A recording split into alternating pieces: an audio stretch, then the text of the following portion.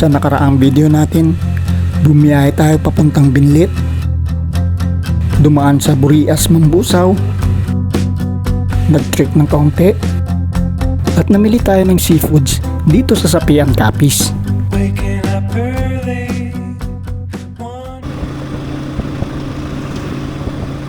Ngayon naman, sisilipin natin ang isa sa mga beaches dito sa Capiz. Nagkayayaan eh. Sabi ko, pag magandang panahon, go!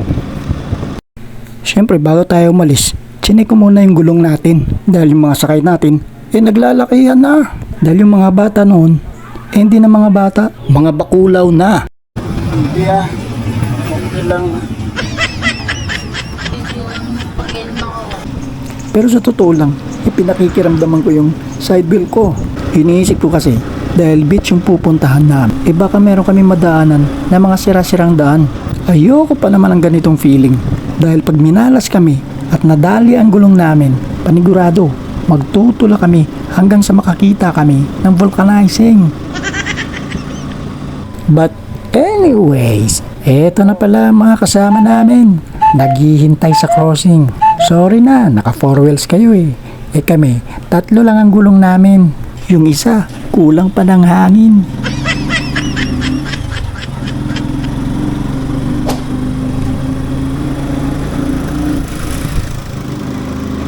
Step 1, wake up early, gonna rise in the sun. Step 2, get some good, some food in you. Step 3, think real hard about what you wanna be. Step 4, everybody just do your thing. Wake up, today's gonna be a good day. Wake up, today's gonna be a good day. Wake up, today's gonna be a good day. Wake up, today's gonna be a good day. Wake up, today's gonna be a good day.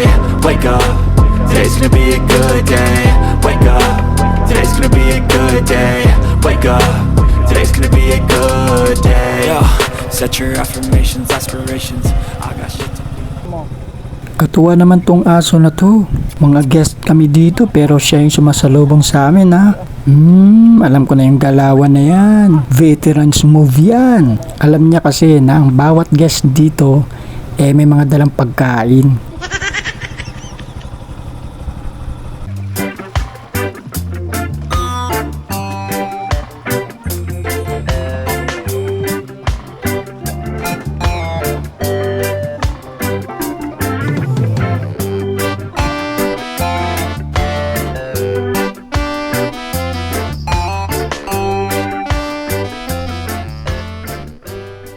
Welcome sa Tuburan Beach, Sapian Capiz. Nasa doyan.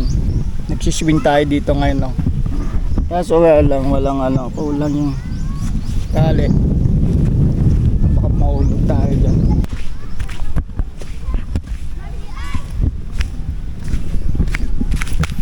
Pero buhangin sa sa beach na to.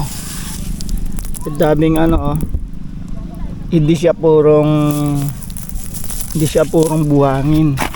Hindi siya kagaya nitong pino lang. May mga nakahalong para mga coral na durog-durog.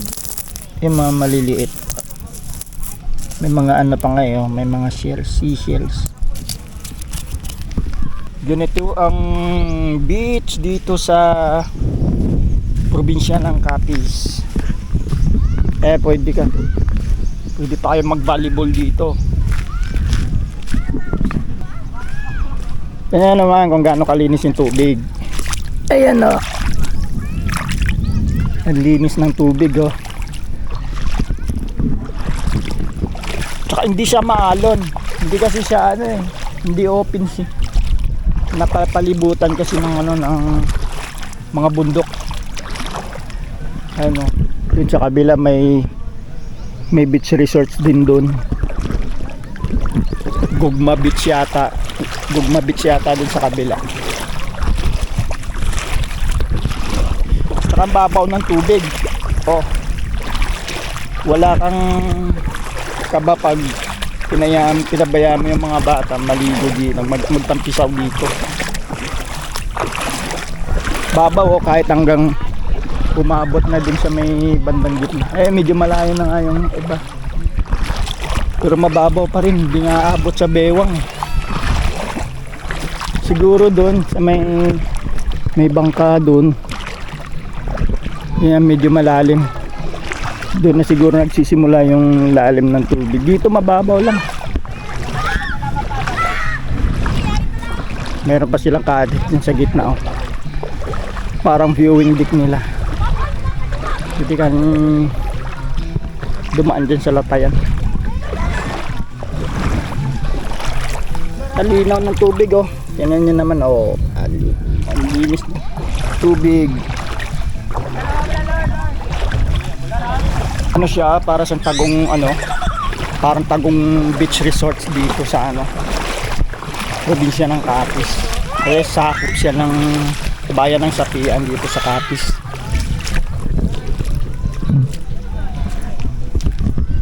Yung buhangin niya gray, pero may mga nakahalong ano, parang mga corals, ano, mga bato-bato maliliit. Punta natin yung viewing deck nila. Tingnan natin doon. Mukhang may gwardiya pa yata yung daanan. Ayan.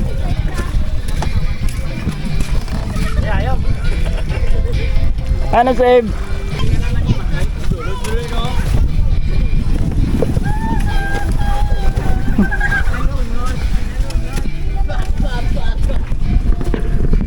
Low tide yung dagat eh. Hindi siya ano, hindi namin naabotang high tide, kaya mababaw.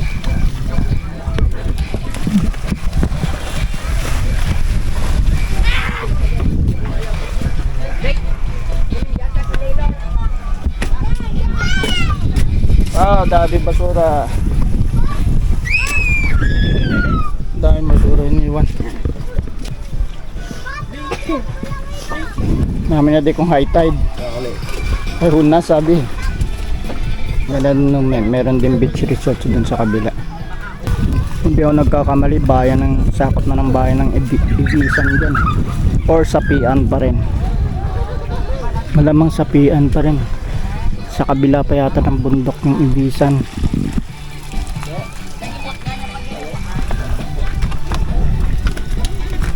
Medyo marupok na yung ibang ano, mga sahig. Wala ng tubig dito banda. Pa-low tide kasi. Nung dumating kami, hindi namin naabutan yung high tide. Malamang kanina, medyo maaga-aga pa high tide dito. Wala lang tubig oh. Nandun na. Paurong na paurong yung pababa na yung tubig. Ganda. Medyo kailangan pang i-develop ang lugar na to, pero maganda yung area. Maganda yung lugar.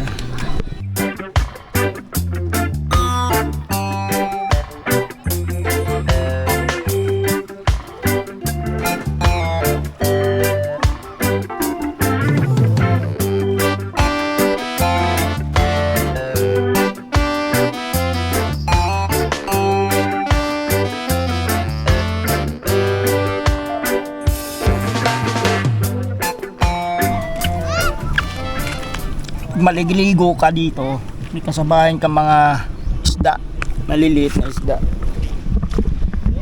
Ayun, ang daming isda o kasi hindi ata kita dito sa ayun oh. May mga anino oh. Makikita mo siya, may anino daw. Lumalangoy.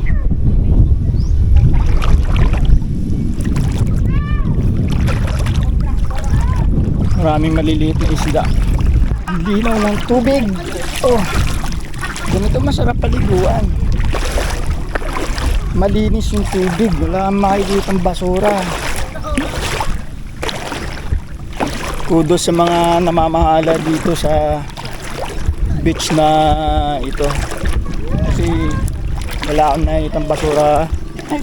Bukod na lang dun sa mga naka-ambak dun sa viewing deck nila.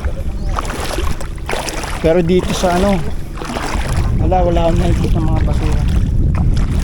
Tsaka meron pa ka daw oh, pag low tide may sandbar pa. Napa-expand ko ako niya mo. Donut man mo. Ano na?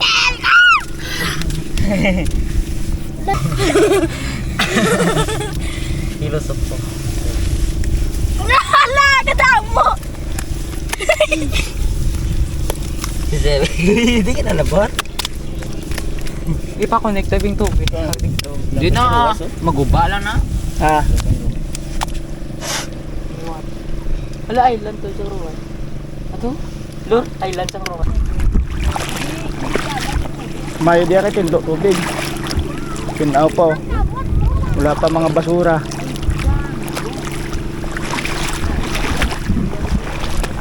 Ay dyan malalim na dyan sigurado. Dito lang mababaw sa mga gilid malapit sa shore ng ano. Ang beach.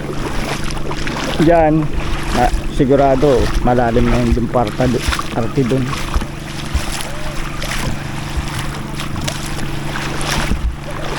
Tsaka dami makikitang mga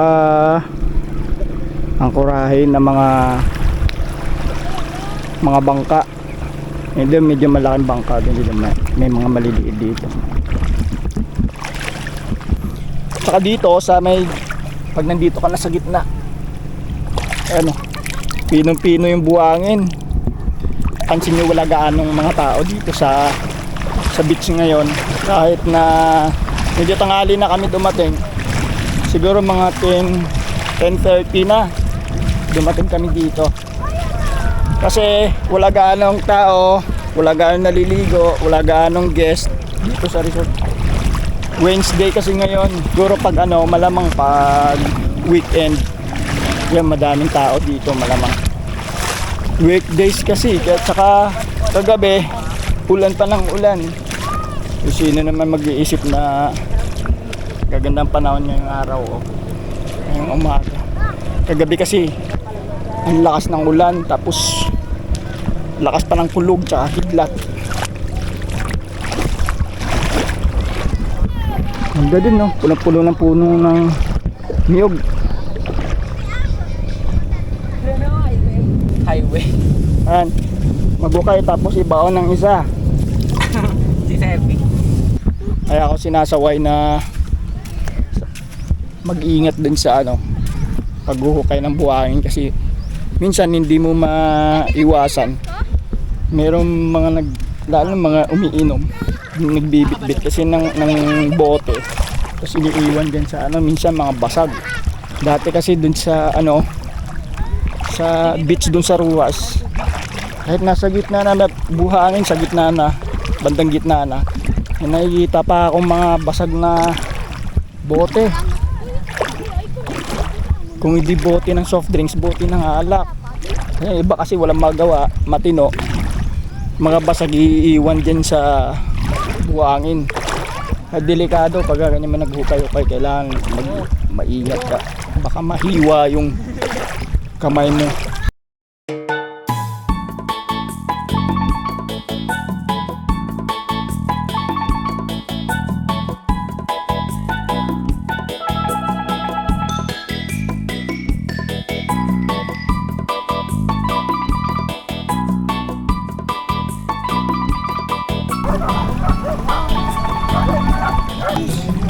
Huh? Ano? Nice one.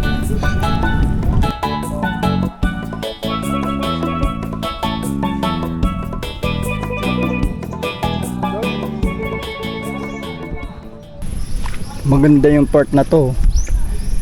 Malinis, maliwalas. So ito yung mga cottages na pwede mong rentahan. Ikot-ikot muna tayo dito sa resort.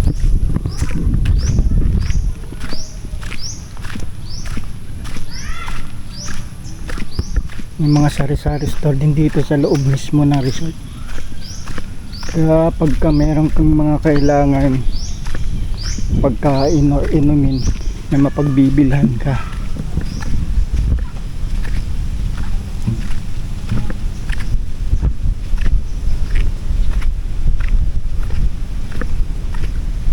May chapel pa dito. Mukhang di pa tapos gawin yung chapel nila. May hilig sa mga volleyball, oh. Mga mahilig mag picture pang Instagram, pang My Day, pang Facebook, pang ano pa. Yan.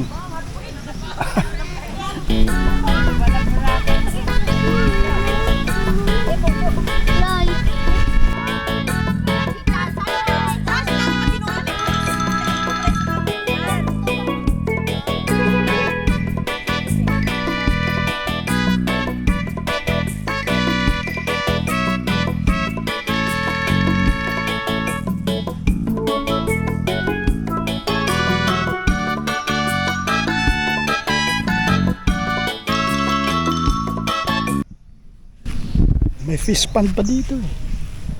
Parang wala akong nakikitang isda.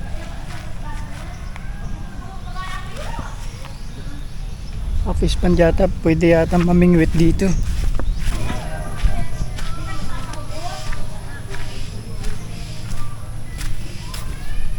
May daanan dito.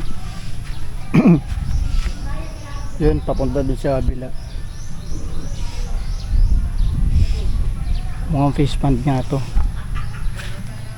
Ayun, may isda. Ang dami palang isda, eh. Ay, maliliit pa nga lang. Serve ka mo kape? Sir, Kape. kape nga Natin sa timpla. patimplan ang wait lang pala. Pipila. Like 50 ng isang cup, sir. Okay. Buti nagsiserve sila ng kape dito. Ang sarap niyo itinola.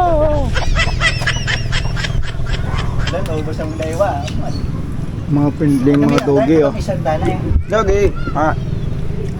Dogi number 1, dogi number 2, dogi number 3.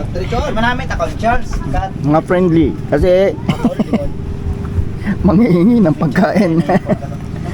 Sa mga visitor pa, solve na kamo, no? Pagkasagun, kanta-gundo. Damo pagkaon. Ma. Nami, kanta mo. Bagay kay mo, kanta. Asa ba? Catch. Game? Tuloy ko? Hop. Wala. Kape. Kape sa tanghaling tapat. Yan ang Pinoy. Kahit mainit, nagkakape.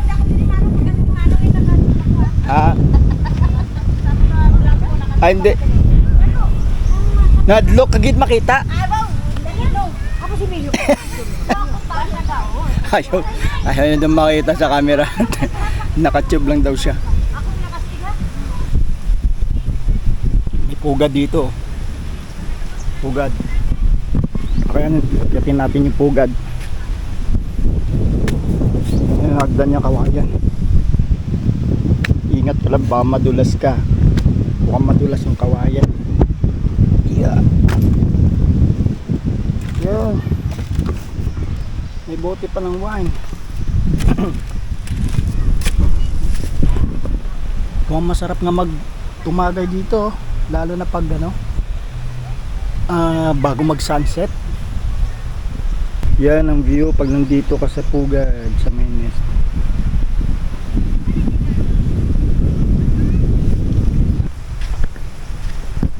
Ito yung ibang mga cottages nila dito. Siya nga pala, para magamit mo ang cottage na tulad nito, kailangan mong magbayad ng 400 pesos at 1,000 pesos sa accommodation for overnight stay. Kaso, napansin ko lang, yung mga cottages nila, walang outlet ng kuryente. Hindi ka makasaksak. Halimbawa, nalobat yung cellphone mo, mga gadgets nyo. Wala kang mapagsaksakan. Yun lang ang lugi. Lugi pag ganun, di ba? Walang saksakan. Sabi nila doon sa kabilang resort daw, mayroong outlet. At least makakapag-charge sila o makakasaksak sila ng mga gamit nila. Halimbawa, may dala kang heater, gusto mo magpainit ng tubig, hindi mo magawa kasi nga walang outlet. Wala, oh. Ilaw lang. Iilaw lang din sa taas. bukilya lang pero wala siyang outlet. Wala makikitang outlet dito. Sayang, maganda sana kung may outlet. Ibang pa dun kung bawal pumasok. Saka maganda lang dito sa resort na to, sa beach resorts na to. Kasi madaming puno sa gilid ng dagat. Ayun, yung mapapansin mo. Madaming puno. Kagaya nito, mababang puno. At least kahit tanghaling tapat, meron kang masisilungan. Hindi ganun kainit. May lilim kang pwedeng pagtambayan. Yung maganda, tsaka sarap pa ng ihip ng hangin dito. Yan o, malakas ang hangin. Tsaka malamig yung hangin kahit na tanghaling tapat. Yan kasi iba sa pagtabing dagat. Talagang napakainit ng ihip ng hangin dito. Malamig kasi siguro dahil sa maraming mga puno dito. Sarap tumambay dito. Lalo na pag may may dala kang duyan o di kaya hamok. Pwede mong isabit dito. Tsaka dito mag-relax. Kasi may lumalabas na tubig dun. Umahalo dun sa tubig dagat. Kaya may sapa. Tsaka siguro may malapit na falls dito. Kasi mga bato-bato kadalasan nanggagalingan yan. May falls na maliit sa bandang taas. Meron pa dun ibang beach resort naman dun sa kabila. Subukan na natin silipin.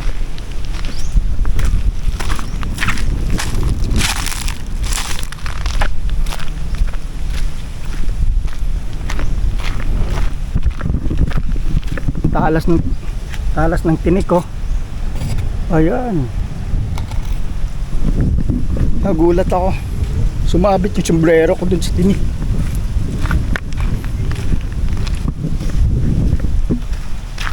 Wala hindi maganda dito.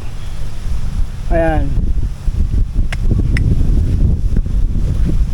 May mga area na madaming basura. Talagang iniwan lang yung basura dyan sa dalampasigan. Ayun pa. Mga plastic pa naman. Mga karamihan, mga pet bottles. Sayang nyo. Mukhang di na kinaya ng niyog yung buhay niya. Talaga namahinga na yung niyog. Ang laki ng ugat, alapat ng ugat.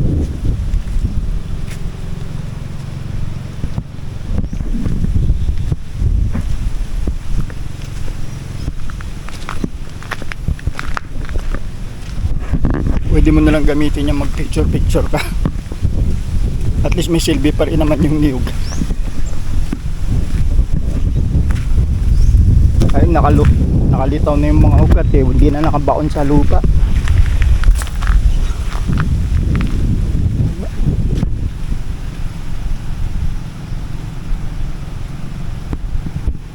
Ito may beach resort pa dun sa kabila. Ganyan siya pag low tide. Ang layo ng tubig. Kaya kung baligo ka ganitong oras, tanghaling tapat, doon lalakarin mo pa yon, malawak na buhangin na yan bago ka makaligo doon. Andun pa sa bandang gitna yung tubig. Pero pag high tide naman, abot din naman siya doon sa may gilid.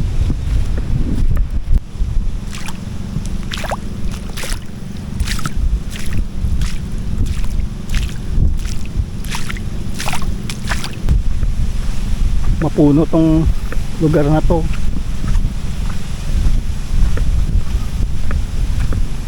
Mukhang magandang mag overnight camping dito sa lugar na ito.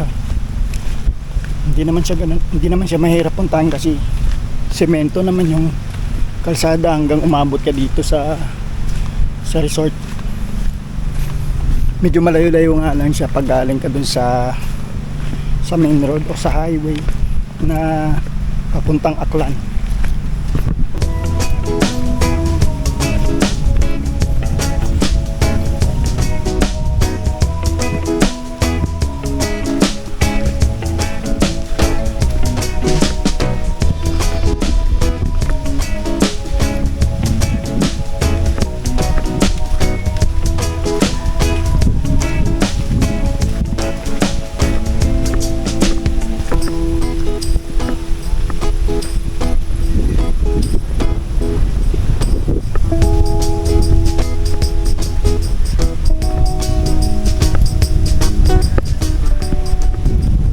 Actually, hindi naman kami dapat dito pumunta eh. Hindi dapat sa beach resort. Unang balak namin, pupunta kami sa resort na swimming pool lang pero spring water yung tubig. Natural na tubig lang na galing sa bundok. Yun dapat pupunta namin, kaso nga lang umulan ng malakas kagabi. Ang lakas pa ng kulog tsaka kidlat. Isip namin na baka hindi magandang pumunta doon at nag-uulan kasi baka hindi malinaw yung tubig doon ngayon kasi nga galing sa bundok yung tubig na source ng swimming pool. Resort na pupuntahan dapat namin doon yun sa may Dumalag Capiz. Kaya kanina umaga hindi namin tinuloy doon pumunta at baka masayang lang din yung biyahe namin. Kaya napagpasya namin na dito na lang sa resort na or sa dagat na lang pumunta. Kasi para yung mga bata maipasya namin, ma-enjoy naman nila yung makapag-swimming man lang bago kami bumalik ng Bacolod. So dito ko na lang muna tatapusin tong video natin. Malulubat na rin yung camera ko.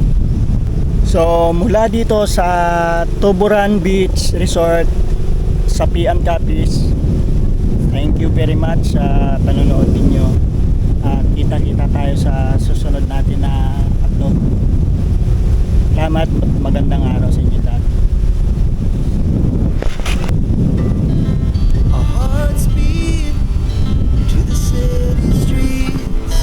We began to feel the fire.